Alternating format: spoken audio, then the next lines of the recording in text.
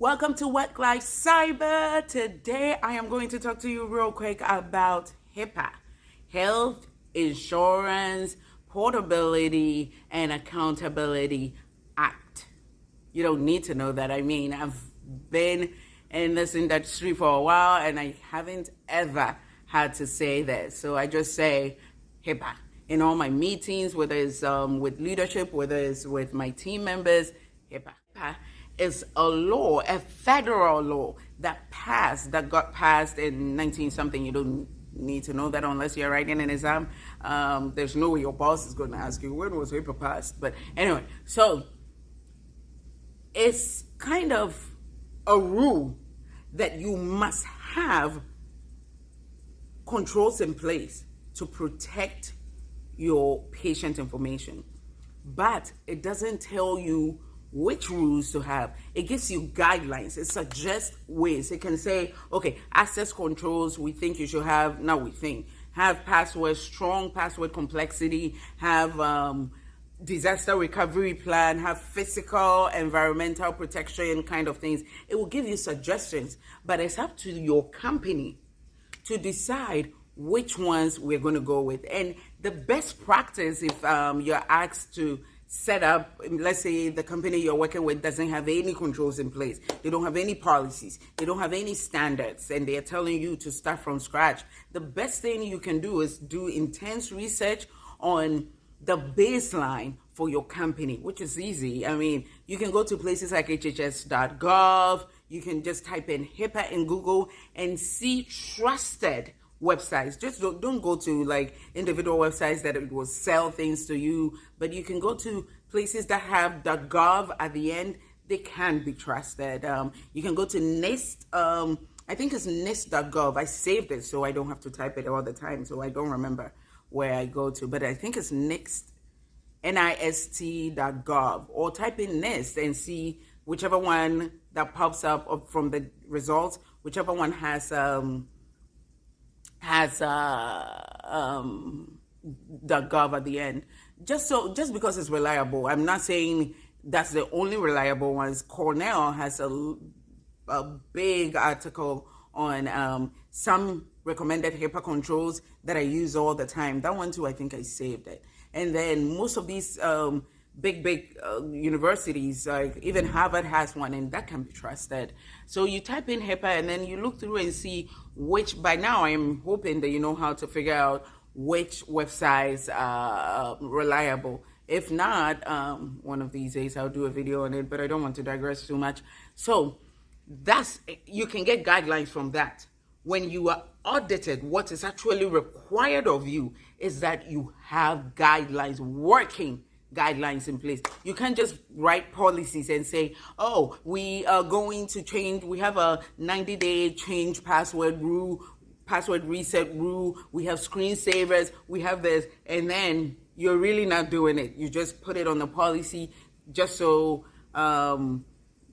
regulatory stuff can be happy with you, auditors can be happy with you. No, when auditors come, they are going to say, one thing they are going to say, show me your policies. That's what we are going to test you on, because your policies is your controls. Control means your guidelines, your ways, your procedures that you are using to safeguard information, to safeguard data.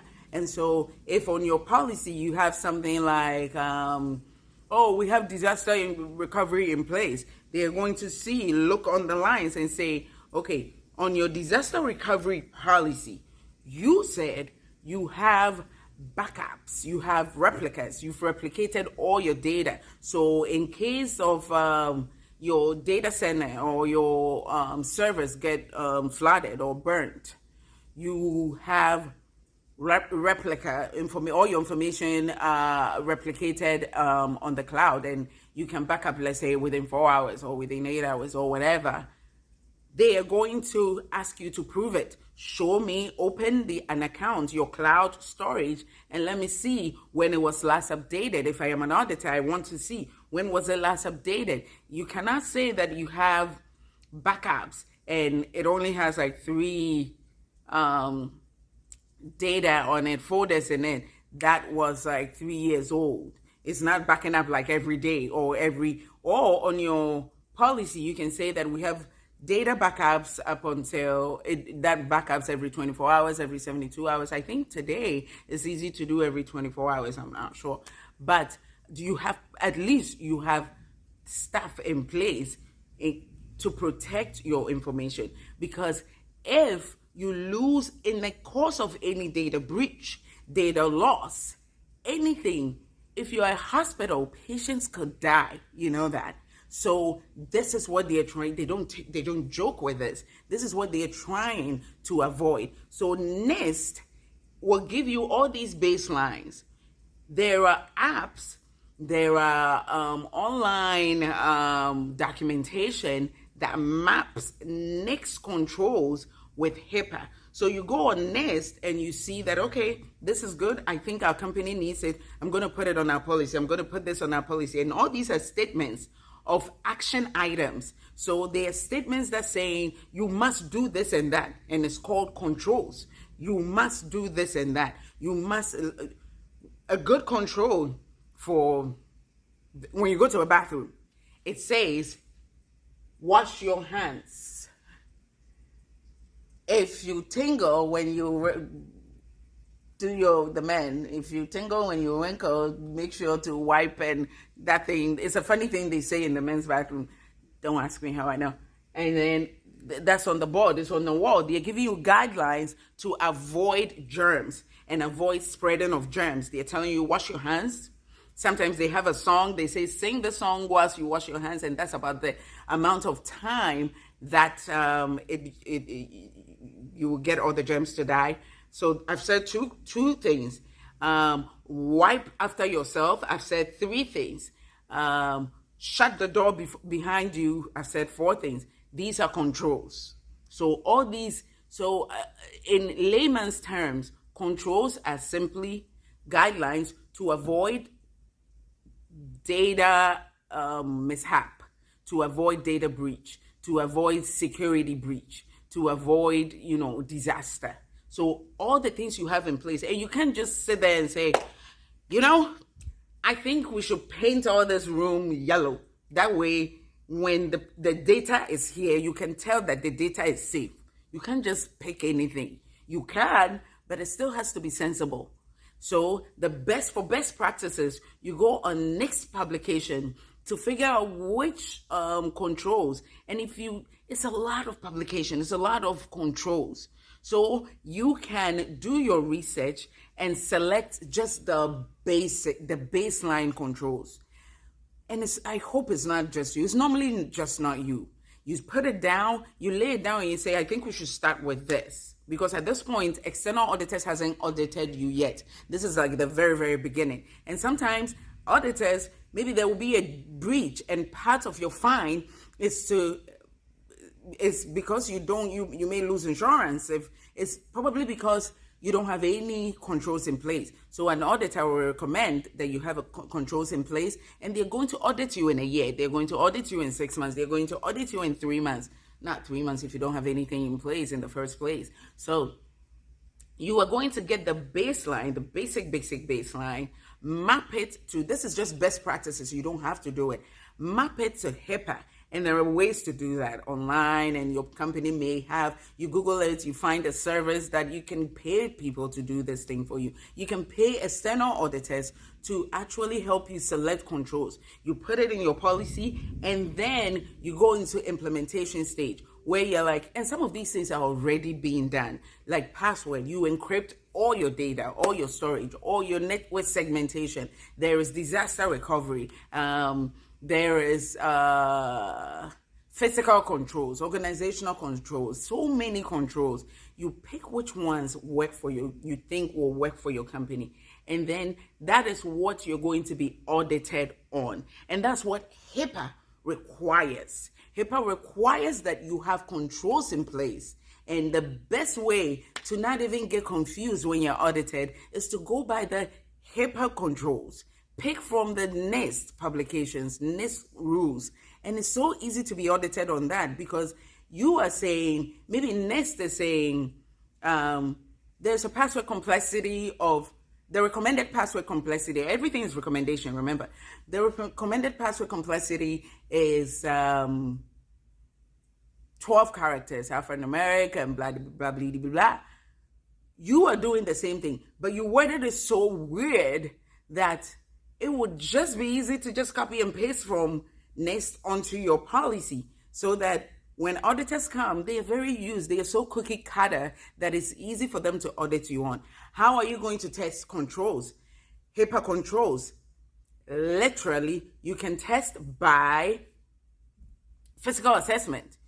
But that's very rare these days, with everybody going remote, everybody doing everything online. You go online, I will show you that, hey, we have your screen is going to lock if you leave your machine for 15 minutes, 3 minutes, 5 minutes, it's going to lock. You're not going to expose patient information when everyone has unique passwords. Everyone has unique IDs. The auditor is going to say, well, prove to me that everyone has unique IDs. What you're going to do, and you don't have to know how to do this, they're going to contact IT, and usually they do audit on IT people anyway.